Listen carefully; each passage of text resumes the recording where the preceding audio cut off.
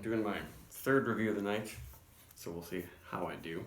This is Schilling's Dorst Pilsner double decocted, German, 4.8% alcohol. This is very fresh batch.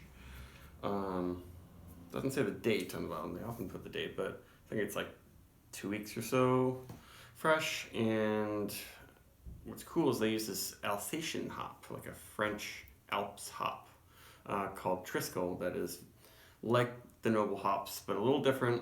I had the first batch of this was a very small batch I got at the brewery over the summer, and I thought it was like maybe my favorite lager from Schilling. And lucky enough, they sent some down to Boston this time.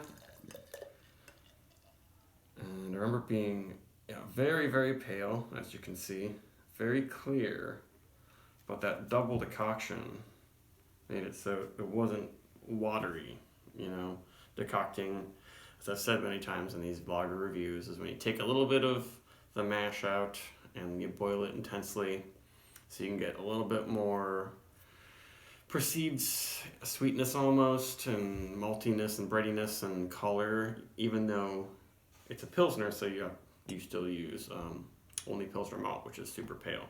And this one, it doesn't look that dark though.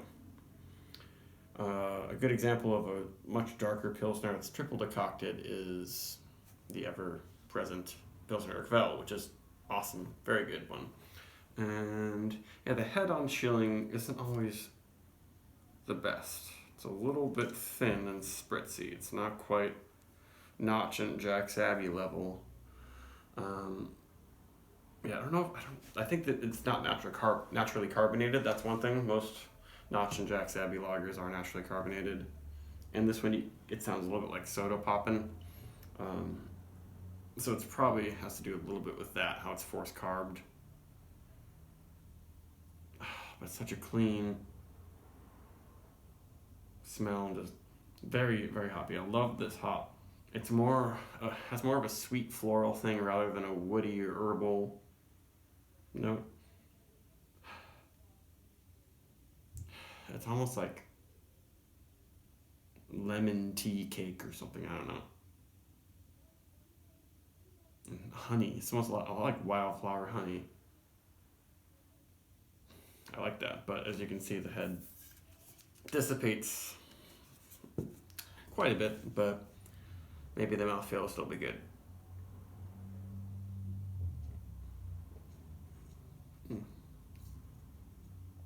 Interesting. I don't remember it being this sweet last time, but maybe it was.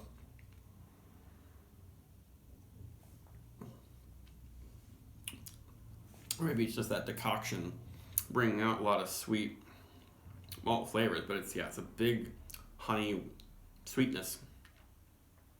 Has a little bit of the crackery quality you get from Pilsners, but it's like you have a cracker, and then it's just you got lots of honey on there, and just kind of covers it up. And that's in part, I think, just the way the hops and the malt taste together. I mean, it's not that sweet, but it is, I don't know, in my opinion, almost towards Helles levels. If it weren't this hoppy, it's definitely got a lot of hop character, a lot of that German intense, I guess not German, but German style Pilsner hopping is, pretty strong if you can get it fresh. And this is ultra fresh. This is much more hoppy than your 1-year-old filtered pasteurized German Pilsner you're gonna get. That's the thing. It's probably basically the same recipe as last time. I'm just noticing the sweetness more. And I didn't take a picture last time I had it.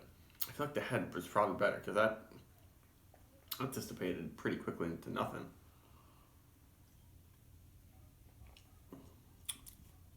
A little bit of peppery notes, but it's just all about the floral, sweet, bright, honey-like notes.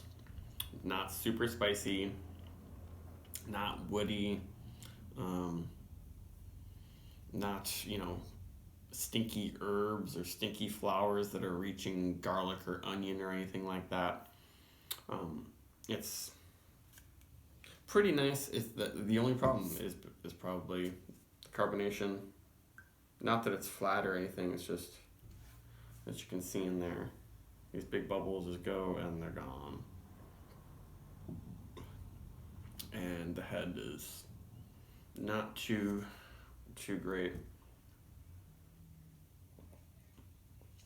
And it makes it feel a little bit, I don't want to say watery or thinner, it's just different. It's more like a soda pop where it's got this bubbly carbonation, and then you swallow it, and it's gone, and it's not smooth on the tongue. The big bubbles make the liquid seem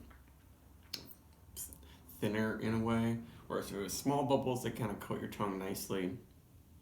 Kind of like comparing nice champagne to, Andre type carbonation. This one, I'd still give it 4. The hops are coming in and drawing it out pretty nicely now, and the fermentation profile is just super clean.